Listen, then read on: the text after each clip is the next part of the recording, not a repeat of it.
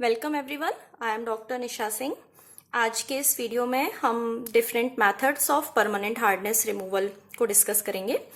Hardness हम पहले पढ़ चुके हैं, जिसमें हमने हार्डनेस को दो कैटेगरी में डिवाइड किया था, टेम्परेरी हार्डनेस और permanent hardness. Temporary hardness removal के लिए हमने केवल सिंपल सा बॉइलिंग का प्रोसेस यूज किया था, जिससे जितने भी बाइकार्बोनेट सॉल्ट्स होते हैं वो रिमूव हो जाते हैं। लेकिन जो परमानेंट हार्डनेस है, ये कैल्शियम और मैग्नीशियम या डिफरेंट हैवी मेटल्स के क्लोराइड और सल्फेट सॉल्ट्स की वजह से होती है, जिन सॉल्ट्स को रिमूव करने के लिए केवल बॉइलिंग का प्रोसेस सफिशिएंट नहीं होता। इसको रिमूव करने के लिए हमें डिफरेंट केमिकल मेथड्स यूज करने पड़ते हैं। तो हमने कुछ केमिकल मेथड्स के नाम इससे पहले पढ़े थे, जिसमें zeolite process, ion exchange process, lime soda process था, रिवर्स ऑस्मोसिस प्रोसेस भी यूज करते हैं। तो उन्हीं में से एक पहला प्रोसेस जियोलाइट प्रोसेस अब हम डिस्कस करेंगे। जियोलाइट जो प्रोसेस होता है, इसी को हम परम्यूटेड प्रोसेस भी कहते हैं, और इस प्रोसेस में यूज होने वाला जो कंपाउंड है जियोलाइट, इसकी कुछ स्पेसिफिक प्रॉपर्टीज होती हैं, जिन प्रॉपर्टीज की वजह से इसको हम यूटिलाइज करते हैं परमानेंट हार्डनेस रिमूवल के लिए। तो हम अपने इस टॉपिक को कुछ सब हेडिंग्स की फॉर्म में डिवाइड करेंगे, जिसमें से पहली हेडिंग है इंट्रोडक्शन, जिसमें हम basic properties, chemical formula, chemical name of zeolite समझेंगे। तो जो जियोलाइट है, इसका केमिकल फॉर्मूला होता है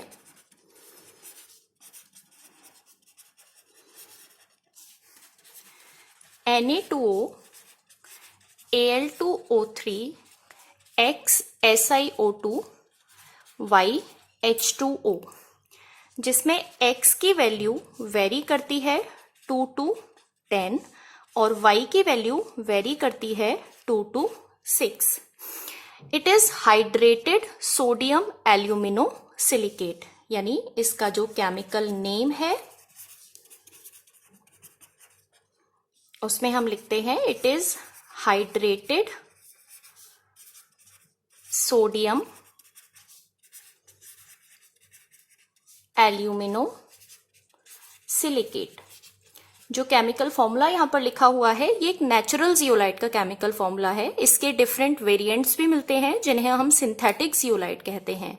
इस पूरे केमिकल फॉर्मूले को एक सिंपल टर्म की फॉर्म में रिप्रेजेंट करते हैं, विच इज Na2Ze, यानी जो केमिकल फॉर्मूला हमारे पास पूरा है Na2O Al2O3 X SiO2 Y H2O, इसमें से O से लेकर के पूरा H2O तक का पोर्शन, इस पूरे को हम कंसिडर करते हैं Ze, यानी कि जियोलाइट की रिप्रेजेंटेशन Ze की फॉर्म में।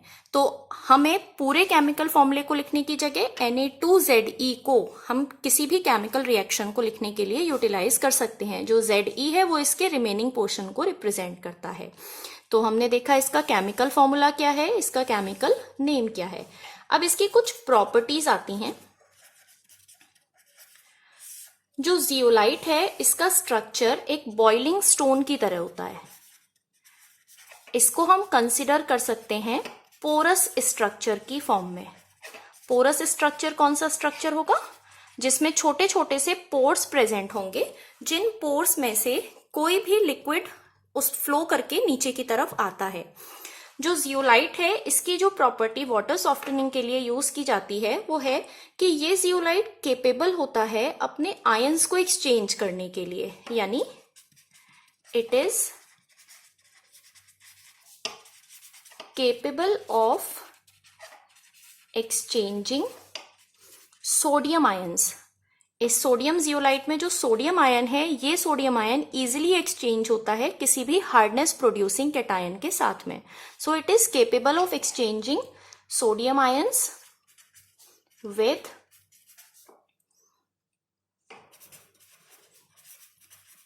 हार्डनेस प्रोड्यूसिंग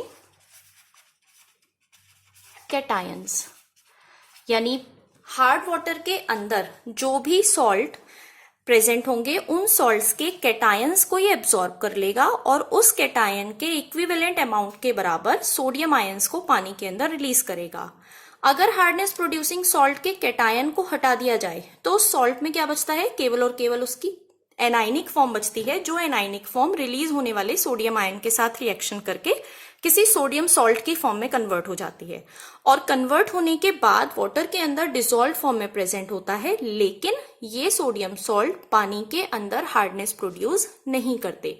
तो हम इस जियोलाइट को क्यों यूज कर रहे हैं? पानी की हार्डनेस को रिमूव करने के लिए यूज कर रहे हैं, और इसकी इसी प्रॉपर्टी की वजह से इसका यूटिलाइजेशन बहुत सारे इंडस्ट्रियल प्रोसेस में किया जाता है।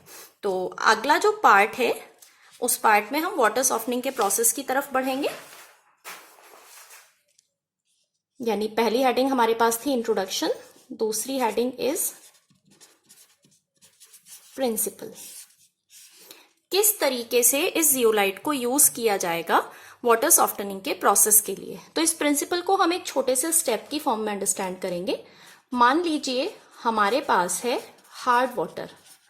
वाटर को हम हार्ड क्यों कह रहे हैं? क्योंकि इस हार्ड वाटर के अंदर हार्डनेस प्रोड्यूसिंग सॉल्ट प्रेजेंट है, और उन सॉल्ट्स के अंदर कौन से आयंस प्रेजेंट होंगे? कैल्शियम, मैग्नीशियम या किसी हैवी मेटल के आयंस प्रेजेंट होंगे। यानी इस हार्ड वाटर के अंदर ये आयंस प्रेजेंट हैं।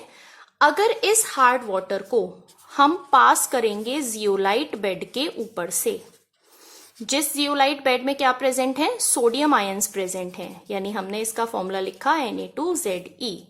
जब ये हार्ड वाटर इस जियोलाइट बेड के कांटेक्ट में आएगा तो जितने भी hardness producing calcium magnesium ions हैं वो सारे इस जियोलाइट में एब्जॉर्ब हो जाएंगे, और बदले में ये क्या रिलीज करेगा? सोडियम आयंस को रिलीज करेगा। यानी ये zeolite bed it absorbs calcium, magnesium ions and releases sodium ions। तो जियोलाइट में सारे कैल्शियम मैग्नीशियम यहां पर एब्जॉर्ब हो गए, और इसके बदले में क्या रिलीज हुआ? Sodium ion. और इस जियोलाइट बेड से पास होने के बाद जो वाटर हमें मिलेगा वो कैसा होगा? सॉफ्ट वाटर होगा। लेकिन इस सॉफ्ट वाटर के अंदर क्या होंगे? रिलीज होने वाले सोडियम आयंस, यानी it will contain sodium ions, और we can say different sodium salts. तो इस प्रिंसिपल को हम एक डायग्राम की हेल्प से, यानी प्रोसेस की फॉर्म में ठीक से समझेंगे, जिस प्रोसेस को हम दो पार्ट में डिवाइड करेंगे। पहला पार्ट हमारे पास होगा सॉफ्टनिंग साइकिल, और दूसरा पार्ट हमारे पास होगा regeneration cycle. Next is process के फर्स्ट पार्ट की तरफ बढ़ रहे हैं, विच इज सॉफ्टनिंग साइकिल। जिस सॉफ्टनिंग साइकिल में हम पूरे हार्ड वाटर को कन्वर्ट करेंगे सॉफ्ट वाटर की फॉर्म में। तो इस सॉफ्टनिंग साइकिल के लिए जो एपरेटस हम यूज करते हैं, उस एपरेटस को पहले हम समझेंगे।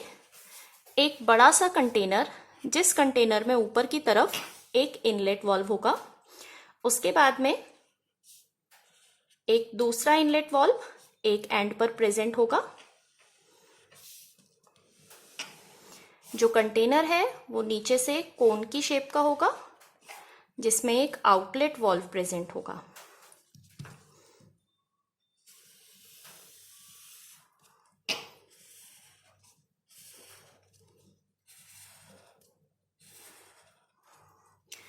इस कंटेनर के बीच वाले पोर्शन में सोडियम जियोलाइट को फिक्स किया जाएगा जियोलाइट बेड की फॉर्म में, यानी यहां पर होगा Na2Ze। इसको सपोर्ट करने के लिए एक ग्रेवल प्रेजेंट होगा। जो दूसरा इनलेट वाल्व है, इस इनलेट वाल्व को एक इंजेक्टर की हेल्प से कनेक्ट किया जाएगा, और इस इंजेक्टर का कनेक्शन होगा एक दूसरे कंटेनर के साथ में, जिस कंटेनर के साथ ये पूरी तरीके से कनेक्टेड होगा, और इस कंटेनर के अंदर फिल्ड होगा ब्राइन सॉल्यूशन। ये जो इनलेट वाल्व है, ये इनलेट वाल्व हमारे मेन कंटेनर के अंदर छोटे छोटे वाल्व्स की फॉर्म में प्रेजेंट होगा, इस तरीके से। अब इसकी लेबलिंग कर लेते हैं। This is the inlet valve for hard water, this is container This is zeolite bed, gravel,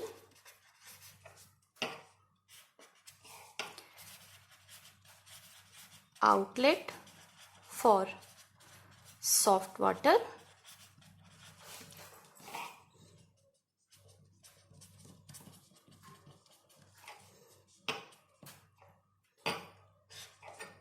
this is 10% NaCl solution and injector. ये हमारा डायग्राम कंप्लीट हुआ। अब इसको अंडरस्टैंड करते हैं किसकी हेल्प से, जो प्रिंसिपल हमने समझा उस प्रिंसिपल को इसके साथ कोरिलेट करते हैं। सबसे पहले हम बात कर रहे हैं सॉफ्टनिंग साइकिल की, यानी जब हम सॉफ्टनिंग साइकिल की बात करेंगे तब हम इस इंजेक्टर वाले पोर्शन की तरफ ध्यान नहीं देंगे, हमें सिर्फ और सिर्फ इनलेट और आउटलेट की तरफ ध्यान देना है। जो इनलेट वाल्व है, इस इनलेट वाल्व से प्रेशर के साथ हार्ड वाटर को एंटर कराया जाएगा। प्रेशर के साथ एंटर कराने का मतलब क्या है कि वो एक फाउंटेन की तरह एंटर हो और इस पूरे के पूरे जियोलाइट बेड को कवर करे। जैसे ही ये हार्ड वाटर पास होते होते सोडियम जियोलाइट के कांटेक्ट में आएगा तो ये आयन एक्सचेंजिंग का प्रोसेस शुरू होगा, यानी इस हार्ड वाटर में जितने भी कैल्शियम मैग्नीशियम आयन है वो इस जियोलाइट के अंदर रह जाएंगे और जैसे जैसे पानी जियोलाइट बेड में से क्रॉस होगा तो नीचे निकलने वाले पानी में कैल्शियम मैग्नीशियम आयन की जगह कौन से आयन होंगे, सोडियम आयन होंगे, जिसको ये जियोलाइट बेड रिलीज करेगा। यानी जैसे ही पानी के अंदर से कैल्शियम मैग्नीशियम आयन अलग हो गए या इस जियोलाइट में एब्जॉर्ब हो गए या पानी से निकल गए तो जो बचा हुआ पानी है उसके अंदर हार्डनेस खत्म हो गई, क्योंकि हार्डनेस किसकी वजह से थी, इन्हीं कैल्शियम मैग्नीशियम आयंस की वजह से थी।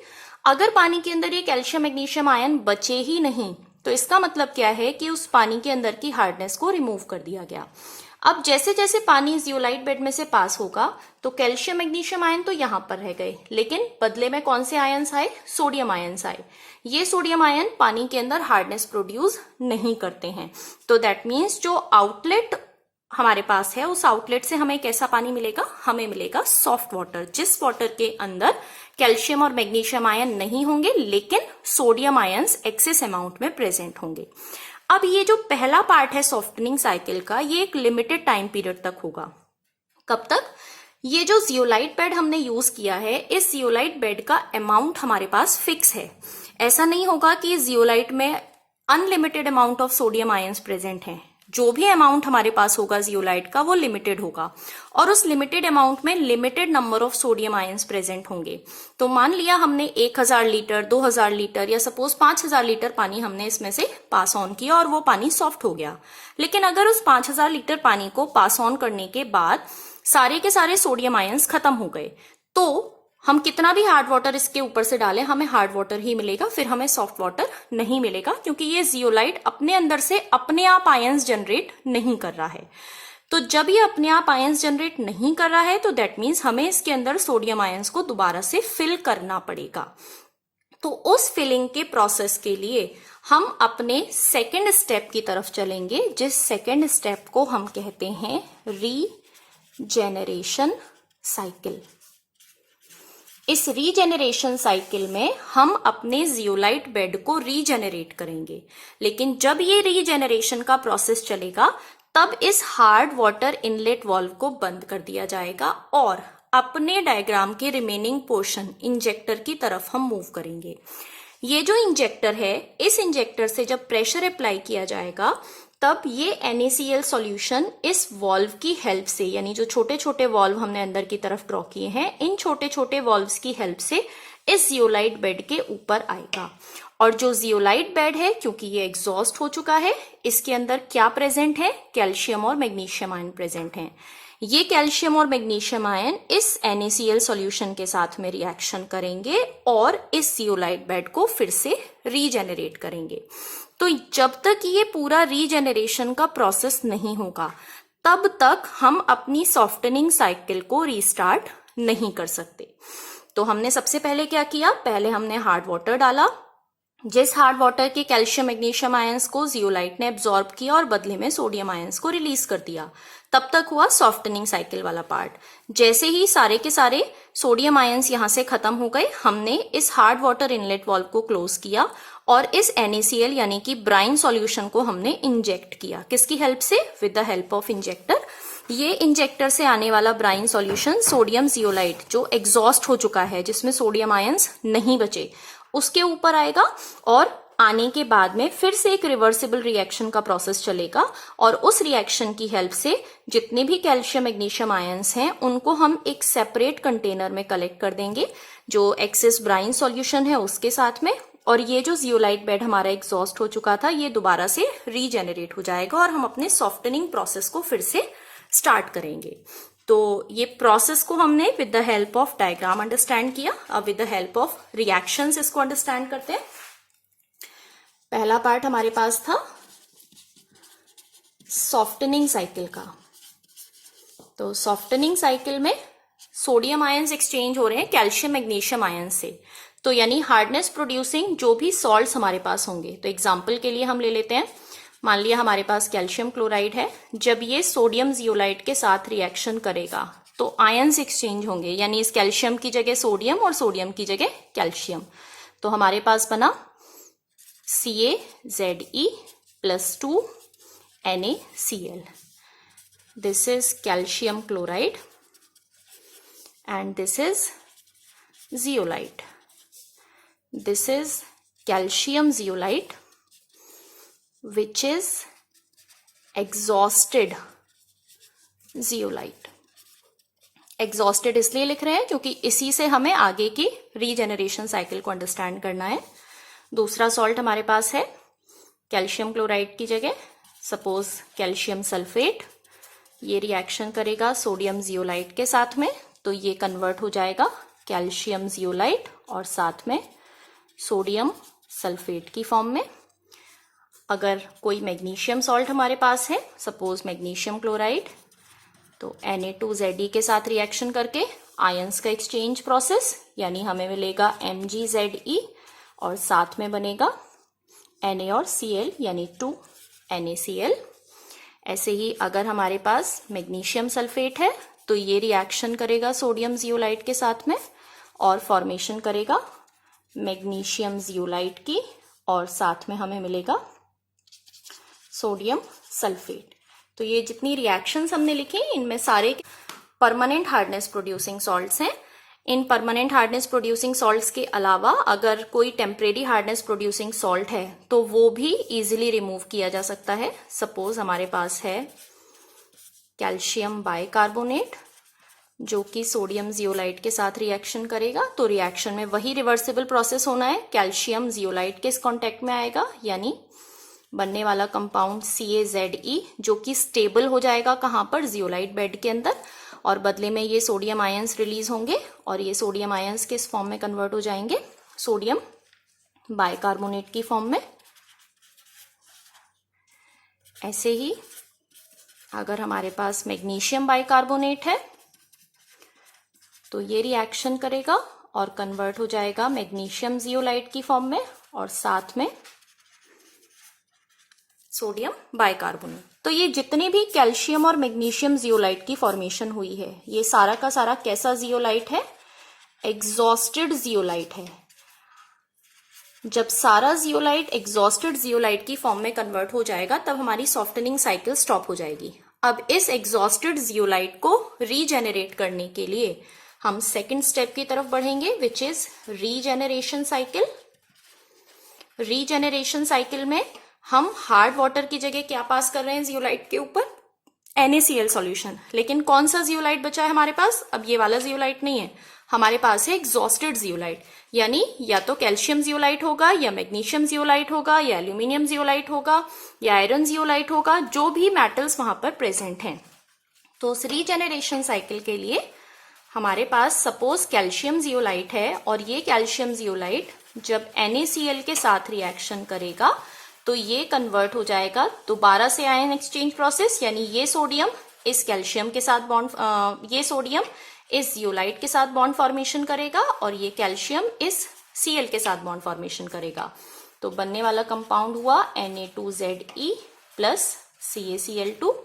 सेम ऐसे ही अगर हमारे पास मैग्नीशियम जियोलाइट है, ये ब्राइन सॉल्यूशन के साथ में रिएक्शन करेगा तो ये किस में कन्वर्ट होगा, अगेन जियोलाइट सोडियम के साथ चला जाएगा, यानी कि Na2Ze प्लस MgCl2।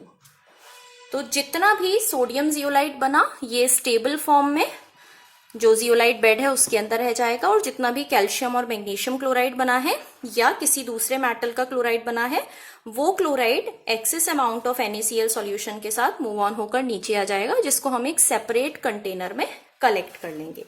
तो इन दो प्रोसेस की हेल्प से हम अपनी सॉफ्टनिंग साइकिल और रीजेनरेशन साइकिल कराकर इस पूरे के पूरे प्रोसेस को कंप्लीट करते हैं। लेकिन हमने जितनी भी रिएक्शन सॉफ्टनिंग साइकिल में लिखी हैं उससे एक चीज तो समझ में आ रही है कि हर एक रिएक्शन के बाद एक सोडियम सॉल्ट बन रहा है जो कि पानी के अंदर डिसॉल्व है, और ये सोडियम सॉल्ट कहाँ जा रहा है? सॉफ्ट वाटर के अंदर जा रहा है। दैट मीन्स जो पानी हमें मिलेगा उस पानी के अंदर इस सोडियम सॉल्ट के जो अमाउंट है वो एक्सेस अमाउंट में प्रेजेंट होगा, जिसकी वजह से इस प्रोसेस की बहुत सारी अलग अलग डिसएडवांटेजेस भी होते हैं जो कि हमारे सॉफ्ट वाटर की क्वालिटी को इफेक्ट करती हैं। तो देख लेते हैं क्या एडवांटेजेस और क्या डिसएडवांटेजेस हैं इस प्रोसेस के।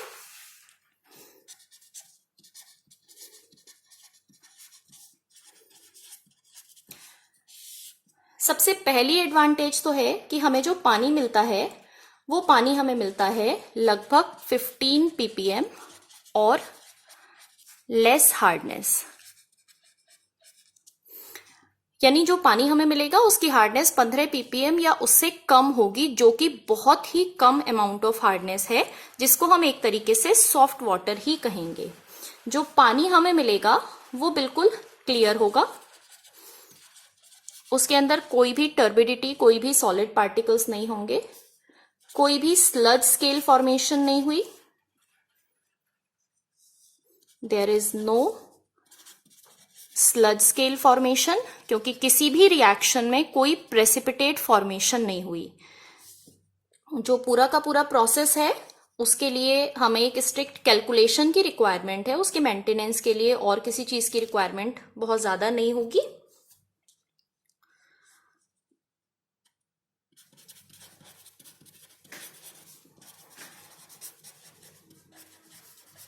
इसको हम कह सकते हैं लेस स्किल रिक्वायर्ड।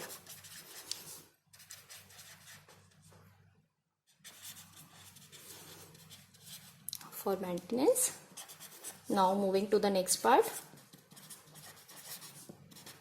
डिसएडवांटेजेस। तो सबसे बड़ी डिसएडवांटेज क्या है? Excess amount of sodium salts, क्योंकि हर एक रिएक्शन में हमें सोडियम सॉल्ट मिला और वो सोडियम सॉल्ट कहां पर प्रेजेंट है? हमारे सॉफ्ट वाटर के अंदर प्रेजेंट है। इस पूरे के पूरे प्रोसेस को हम कंटिन्यूअस प्रोसेस नहीं कह सकते, क्योंकि हमें बीच में प्रोसेस को ब्रेक करना पड़ता है रीजेनरेशन के लिए। So second advantage is process is not continuous. दूसरा, इस पूरे प्रोसेस में केवल और केवल हार्डनेस प्रोड्यूसिंग कैटायंस रिमूव हुए, लेकिन जितने भी एनायंस हैं वो एनायंस सोडियम सॉल्ट की फॉर्म में पानी के अंदर प्रेजेंट हैं। तो दैट मीन्स हम क्या लिख सकते हैं? Acidic ions remains in soft water. जिन एसिडिक आयंस में अगर हम बात करें बाइकार्बोनेट आयन की या कार्बोनेट आयन, तो ये दोनों आयन सबसे ज्यादा हार्मफुल होते हैं वाटर की क्वालिटी को डिग्रेड करने के लिए, और उसके अंदर और डिफरेंट कॉजेज ये प्रोड्यूस करते हैं। तो जितने भी बाइकार्बोनेट्स आयंस होंगे वो किस फॉर्म में कन्वर्ट हो जाएंगे? ये बाइकार्बोनेट आयन कन्वर्ट हो जाएंगे सोडियम बाइकार्बोनेट की फॉर्म में, और कार्बोनेट आयंस कन्वर्ट हो जाएंगे सोडियम कार्बोनेट की फॉर्म में। और जितने भी सोडियम बाइकार्बोनेट्स प्रेजेंट होंगे, ये सोडियम बाइकार्बोनेट पानी के अंदर प्रोड्यूस करेंगे कार्बन डाइऑक्साइड गैस को। तो NaHCO3 decomposes into carbon dioxide, which is a cause of boiler corrosion.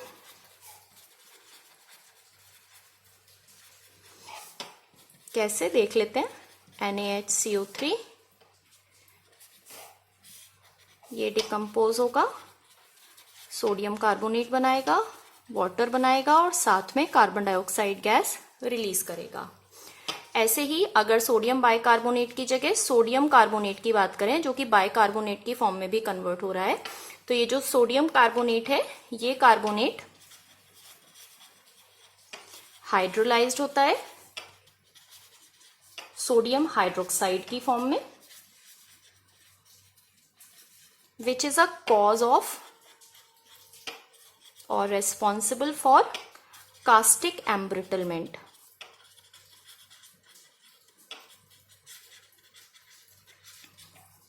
यानी अगर हमारे पास सोडियम कार्बोनेट है तो ये सोडियम कार्बोनेट आफ्टर हाइड्रोलिसिस यानी by the reaction with water convert हो जाएगा सोडियम हाइड्रोक्साइड की फॉर्म में और साथ में कार्बन डाइऑक्साइड गैस को रिलीज करेगा।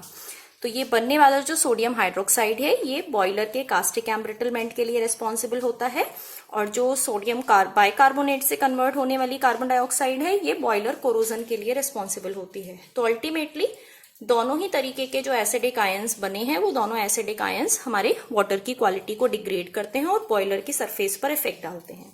तो ये थे कुछ एडवांटेजेस, डिसएडवांटेजेस। इसके अलावा हमने देखी reactions of softening cycle and regeneration cycle. Softening cycle में जितने हार्डनेस प्रोड्यूसिंग सॉल्ट हैं ये कन्वर्ट हुए कैल्शियम मैग्नीशियम जियोलाइट में, साथ में सोडियम सॉल्ट रिलीज हुआ, और रीजेनरेशन साइकिल में इस एग्जॉस्टेड जियोलाइट को हमने वापस से रीजेनरेटेड जियोलाइट की फॉर्म में कन्वर्ट किया। It is regenerated zeolite. किससे कन्वर्ट किया? एग्जॉस्टेड जियोलाइट से कन्वर्ट किया। ये दोनों प्रोसेस हमारे इस एपरेटस की हेल्प से होते हैं, जिसमें सॉफ्टनिंग साइकिल के लिए हम हार्ड वाटर को एंटर कराते हैं और ये हार्ड वाटर आउटलेट वॉल से कलेक्ट होता है। जब सॉफ्टनिंग साइकिल स्टॉप होती है तब हम रीजेनरेशन साइकिल कराते हैं with the help of injector. 10% NaCl solution use करते हैं और इस NaCl की हेल्प से हम इस एग्जॉस्टेड जियोलाइट को रीजेनरेट करते हैं। जो जियोलाइट है उसके अंदर ये सारी प्रॉपर्टीज प्रेजेंट होती हैं कि वो अपने सोडियम आयंस को एक्सचेंज कर सकता है बाय हार्डनेस प्रोड्यूसिंग कैटायंस और equivalent amount of sodium ions को रिलीज करता है।